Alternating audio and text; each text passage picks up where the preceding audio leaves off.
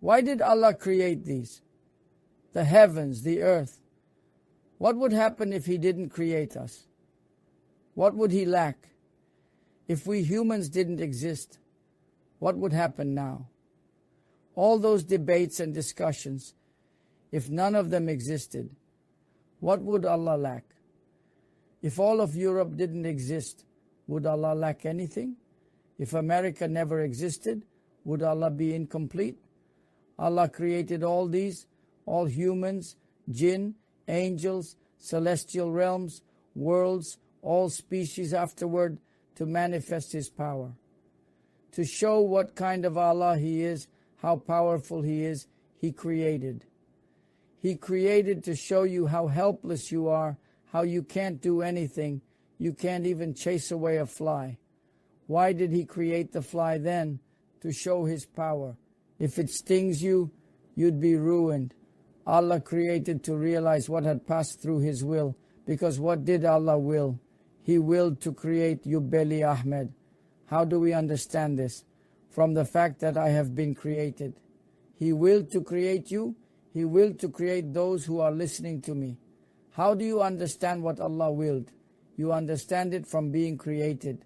Since you are created, without Allah willing, attaching His power, creating and inventing, who would invent you? It means that you were willed, because in eternity, whatever Allah willed to create, whatever decisions He made, He brought them into reality.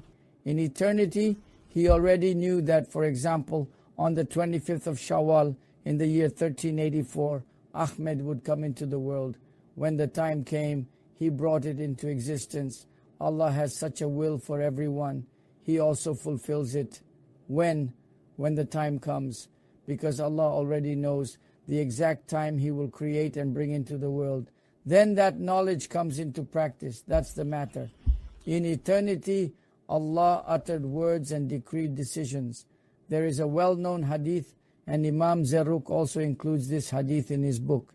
It has no chain of narration, but its meaning is authentic. All the people of Tasawwuf unanimously mention this hadith. I was a hidden treasure.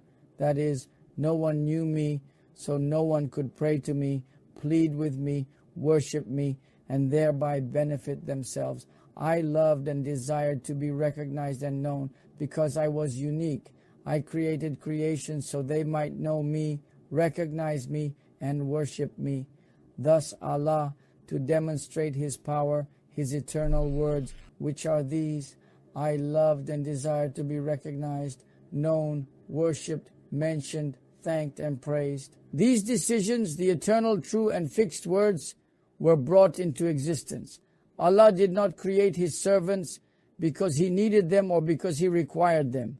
For example, would Allah have you sweep His house or have someone else cook His meals? Allah is free from eating, drinking, sitting, and standing. What need would He have? He created everything. Hence, not out of necessity or need for His servants, but because in eternity He desired to declare His power, to create friends, to create enemies, and as a result of these wisdoms, to create the paradise for the friends, to will the creation of hell, and He created all of them. I have only created jinn and humans to worship me. Allah existed in eternity. Nothing existed with Him. In the preserved tablet, in His own presence, in His spiritual realm, He wrote down the names of everything, what they were created for, what would be created, when they would be created.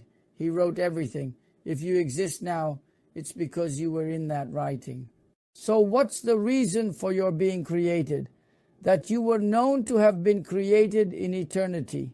Therefore, the reason and cause for everything, the answer to why was this created, is simply that it was created. There was nothing with Allah. What do we understand from this authentic hadith? Everything besides Allah is created afterward.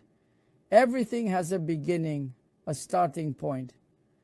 Because when Allah existed in eternity, nothing was with Him. His attributes and actions are an exception. They are inseparable from Him. I introduced myself to them and they recognized me. If we had not been created, how could we have recognized him in the realm of nothingness? Thus, he brought us into existence and introduced himself to us. May our Rabb not deprive us of knowing him according to the creed of Ahl Sunnah. I created jinn and humans for no other purpose than to worship me. Ibn Abbas explained this verse as, to know me, because without knowing him, proper belief cannot exist. Without proper belief in his attributes and actions, the acts of worship cannot be valid and acceptable. Thus, the entire matter revolves around knowing Allah correctly, according to the creed of Ahl Sunnah, with his names and attributes. What meaning does this hadith also give us? Why did I create them? Not so they could become masters, nobles, or commanders, but so they could belong to me, be my servants, and be my slaves. Because Allah is free from seeking perfection, all perfection belongs to him.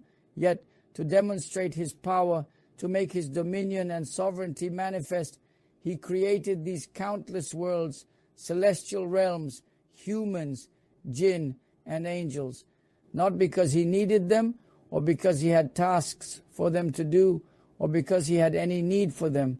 In the sacred hadith, Allah states, I created creation so that they may benefit from me, so they may attain the honor of knowing me, and so they may enjoy eternal blessings in the hereafter. There is no eternity in this world, but the blessings of this world lead to eternal blessings. If you can attain paradise through this world, so that they may benefit from me, not to profit from them, not to make them work for me, not to gain benefit for myself, I am free from all that. I create everything. I did not create to profit, but so they could benefit from me, says Allah.